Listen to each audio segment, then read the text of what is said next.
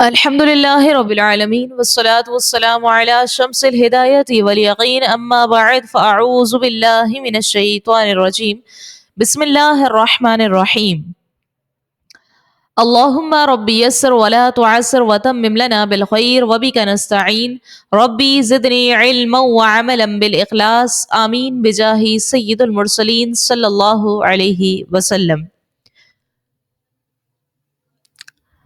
میری عزیز سامعات السلام علیکم ورحمۃ اللہ وبرکاتہ.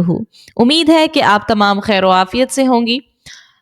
الحمدللہ آج ہماری تجوید کورس کی کلاس 26 ہے اور آج کی کلاس ہماری لاسٹ کلاس ہے.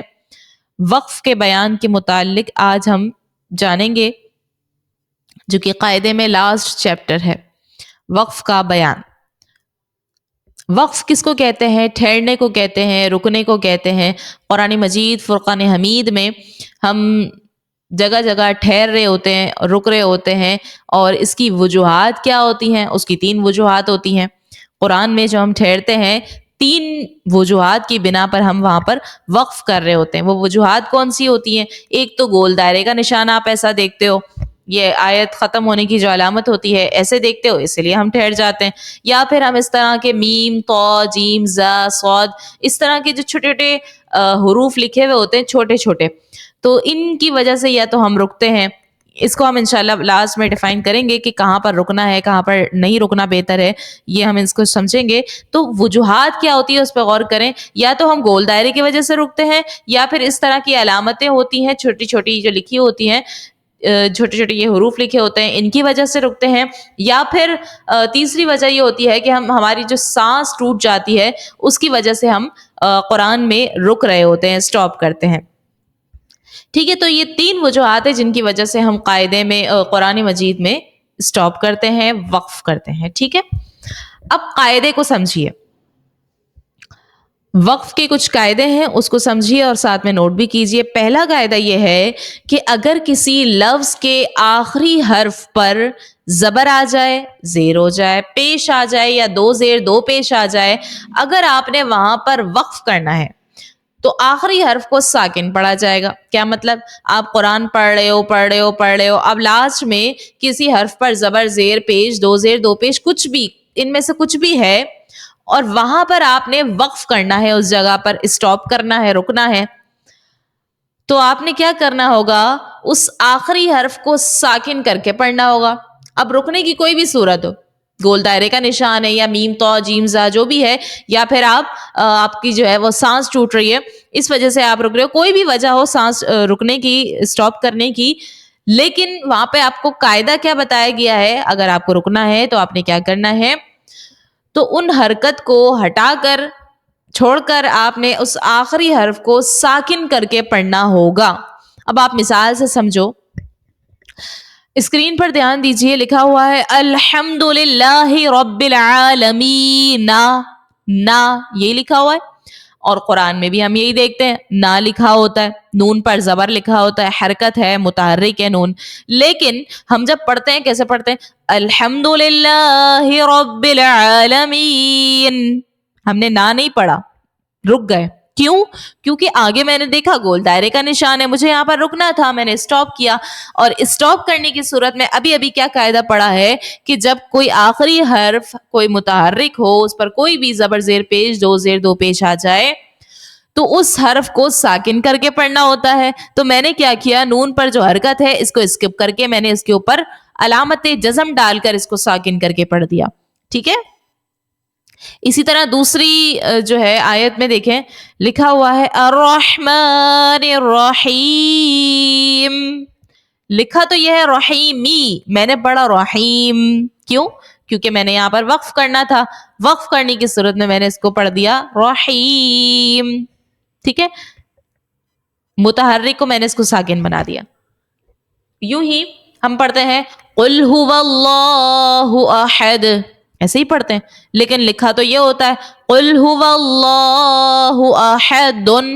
دن کبھی پڑھا سنا آپ نے؟ نہیں. ہم اسٹاپ کرنے کی صورت میں کبھی بھی دن نہیں پڑھتے. ہم ملا کر پڑھ رہے ہیں تو وہ الگ بات ہے, لیکن جب ہم اسٹاپ کر رہے ہیں, رک رہے ہیں, وقف کر رہے ہیں, تو ہم وہاں پر اس 2 پیج کو ہٹا کر علامت جزم لگا کر اس کو ساکن کر کے پڑھتے ہیں. ہم پڑھتے ہیں قل هو اللہ احد اللہ الصمد, اس میں بھی پیش ہوتا ہے لیکن ہم پڑھتے ہیں صمد. ٹھیک ہے, تو یہ ایک ہمارا قاعدہ ہو گیا, یہ آپ نے نوٹ کر لینا ہے. دوسرا قاعدہ دیکھیے کہ آخری حرف پر جب 2 زبر ہو تو وقف میں وہ الف سے بدل جائے گا. کیا بتایا گیا؟ آخری حرف پر اگر 2 زبر ہو. پہلے قاعدے میں 2 زبر کی بات نہیں آئی تھی. پہلے قاعدے میں تھا کہ اگر کسی لفظ کے آخری حرف پر زبر زیر پیش 2 زیر 2 پیش, 2 زبر نہیں تھا. ٹھیک ہے, اب 2 زبر کی بات الگ سے ہے کہ اگر وہ 2 زبر آ جائے آخری حرف پر اور وقف کرنا ہے تو کیا کرو گے؟ اس کو ساکن نہیں کرو گے, اس کو آپ الف سے بدل دو گے. جیسے آپ مثال سے سمجھو, آیت مبارکہ ہے وَرَأَيْتَ النَّاسَ يَدْخُلُونَ فِي دِينِ اللَّهِ أَفْوَاجًا.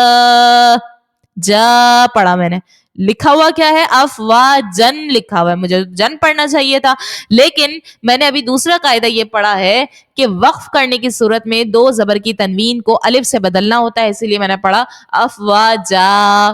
ٹھیک ہے, اچھا تو یہ 2 قاعدے ہو گئے ہیں. اب تیسرا قاعدہ سمجھیے. تیسرا قاعدہ یہ ہے کہ وقف کرنے کی صورت میں اگر گول تا آ جائے, کیا آ جائے؟ گول تا آ جائے, تو اس گول تا کو ہم نے ہاتھ سے بدل دینا ہے. کیسے؟ آپ مثال سے سمجھو. ہم پڑھتے ہیں عاملۃ ناصبہ, ایسے ہی پڑھتے ہیں.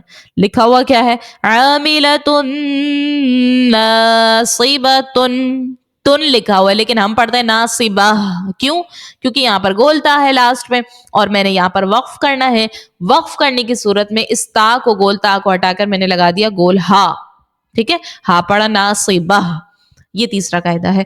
ایسے ہی دیکھیں دوسری مثال تصلی نارا حامیہ, یہاں پر بھی تا ہے, گول تا لاسٹ میں نے وقف کرنے کی صورت میں ہا سے بدل دیا. لکھا ہوا تھا حامیتن, میں نے پڑھا حامیہ. ٹھیک ہے جی, تو یہ 3 قاعدے ہیں جو کہ بہت ہی آسان ہے, اس کو آپ نے اپنے ذہن میں رکھنا ہے, نوٹ بھی کر لیجئے. ان کا خیال رکھتے ہوئے آپ نے وقف کرنا ہے قرآن مجید میں. اب آگے بڑھیے علامات وقف کی جانب. علامات وقف جو ہیں, میں نے ابھی آپ کو بتایا تھا کہ قرآن مجید فرقان حمید میں ہم اگر وقف کرتے ہیں تو 3 وجوہات کی بنا پر کرتے ہیں. یا تو گول دائرے کا نشان ہوتا ہے اسی لیے کرتے ہیں, یا پھر سانس ٹوٹنے کی وجہ سے کرتے ہیں, یا پھر میم تو جیم زا اس طرح کی جو علامات چھوٹی چھوٹی قرآن مجید میں لکھی ہوتی ہیں ان کے سبب سے ہم وقف کر رہے ہوتے ہیں. اب اس کو سمجھیے, گول تا آپ کو معلوم ہے, گول دائرہ جو ہے اس کو معلوم ہے وہاں پر وقف کرنا ہوتا ہے, اور سانس ٹوٹنے کی وجہ سے بھی آپ کرتے ہو تو پھر اس کو بھی آپ نے سمجھ لیا ہے. اب آپ یہ سمجھیے کہ میم تو جیم زا جو اس طرح کی علامات چھوٹی چھوٹی قرآن مجید فرقان حمید میں لکھی ہوتی ہیں, وہاں پر آپ نے کہاں پر وقف کرنا ہے, کس حرف میں وقف کرنا ہے, کس میں نہیں کرنا, کس میں بہتر ہے, کس میں افضل ہے, کس میں نہیں کرنا بہتر ہے, وہ ہم سمجھتے ہیں علامات وقف. سب سے پہلی علامت ہے, اس کو نوٹ کرنا بہت ضروری ہے, ساتھ میں نوٹ بھی کیجیے گا تاکہ آپ کو یاد بھی رہے نا. سب سے پہلی علامت وقف تام کی ہے. وقف تام کی علامت ہے گول دائرے کی. یہ جو علامت آپ دیکھ رہی ہیں گول دائرے کا جو نشان ہے اس کو کہتے ہیں وقف تام, اور آیت مکمل ہونے کی نشانی ہے, اور یہاں پر ٹھہرنا چاہیے. گول دائرے پر ہم نے ٹھہرنا ہوتا ہے, ٹھہرتے بھی ہیں ہم, تو اس پر ٹھہرنا چاہیے. جیسے کہ الحمدللہ رب العالمین, یہ گول دائرے کا نشان آپ نے دیکھا, اس پہ آپ ٹھہر گئے. اچھا, دوسری علامت آپ دیکھتے ہو قرآن میں میم کی, چھوٹا سا ایک میم بنا ہوتا ہے, تو ایسے میم پر ہم نے ٹھہرنا ہے یا نہیں ٹھہرنا, یہ ہم بتاتے ہیں کہ وقف لازم کی یہ نشانی ہے. میم جو ہے یہ وقف لازم کی نشانی ہے, اور میم میں ہمیں ضرور ٹھہرنا چاہیے, میم میں ضرور ہمیں ٹھہرنا چاہیے. جیسا کہ مثال دیکھیے مم مرقدنا ہذا, مم مرقدنا ہذا جو ہے یہ سکتہ کی بھی مثال میں سے ہے, اور یہ جو وقف لازم کی مثال میں نے بتائی ہے सक्ता के अंदर ही ये मीम छोटा सा छुपा होता है। आप देख सकती हैं इस मिसाल में सक्ता के नीचे छोटा सा मीम बना हुआ है, ये इसी में छुपा होता है, तो इसमें ठहरना लाजिम है क्योंकि सक्ता में तो वैसे ही ठहरना लाजिम है। ठीक है जी, मीम हो गया। अब तौ को देखें, तौ जो है ये तौ अगर छोटी सी बनी हुई है तो क्या उस पर ठहरना है या नहीं ठहरना? ये वक्फे मुतलक की निशानी होती है तौ, और यहाँ पर भी ठहरना बेहतर है। अब तक जो हमने पढ़ा गोल दायरा मीम तौ सब में ठहरना चाहिए। ठीक है, जैसे कि मिसाल देखिए, आयत मुबारक है इन्नल्लज़ीना यअकुलूना अम्वालल यतामा ज़ुल्मन इन्नमा यअकुलूना फी बुतूनिहिम नारा।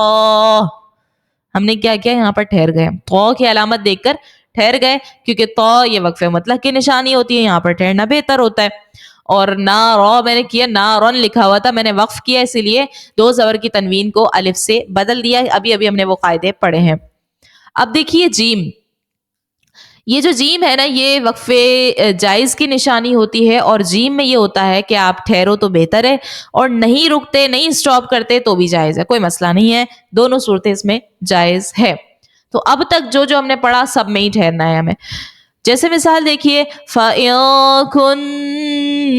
निसाअन फ़ौक़ इस्नतैनि फ़लहुन्न थुलुसा मा तरक। मैं यहाँ पर ठहरी और नहीं ठहरती कोई भी मसला नहीं है तब भी। दूसरी देखें आगे, जा, ये जो जा है ये वक्फे मुजव्वज की निशानी होती है, और यहाँ पर ठहरना जायज होता है, मगर जा में ये होता है कि आप नहीं ठहरो तो ये ज्यादा बेहतर है जा में।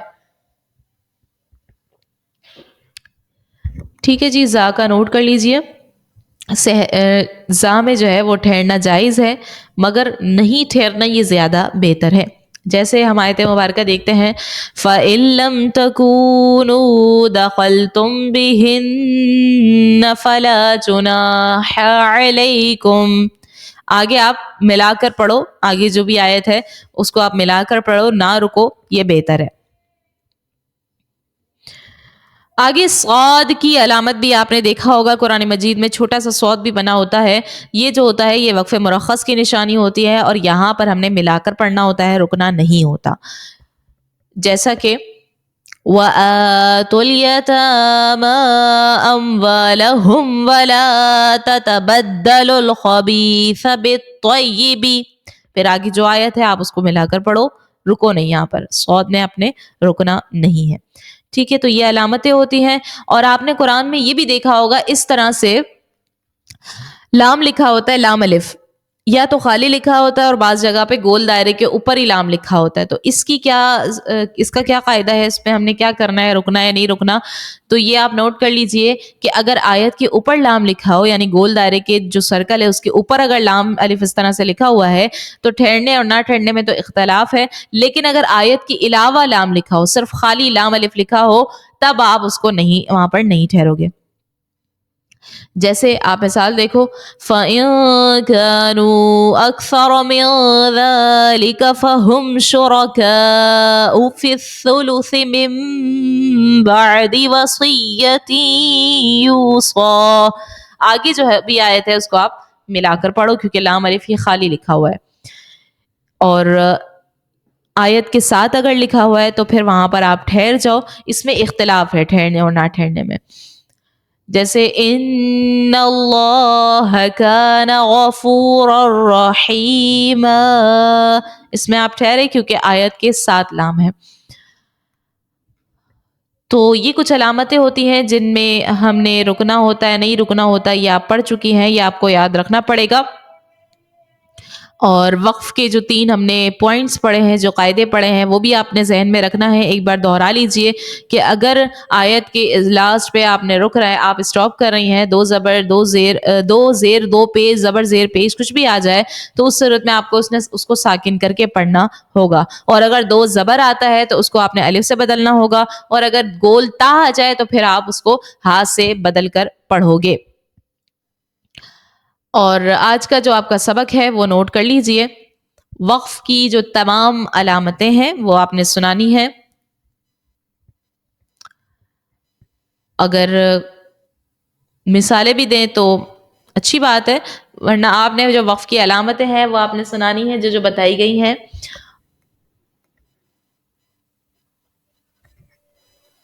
سنا کر آڈیو ریکارڈنگ کر کے آپ نے یہ سینڈ کر دینا ہے، اور ساتھ ہی مطلب آیت قرآن مجید کی کوئی آیت اگر آپ کو ملتی ہے تو آپ نے وہ بتا دینا ہے کہ اس آیت میں رکنا ہے، اس آیت میں نہیں رکنا ہے، وجہ بتانی ہے ساتھ میں کہ زا ہے یا صاد ہے یا جیم ہے، اس سبب سے رکنا ہے نہیں رکنا.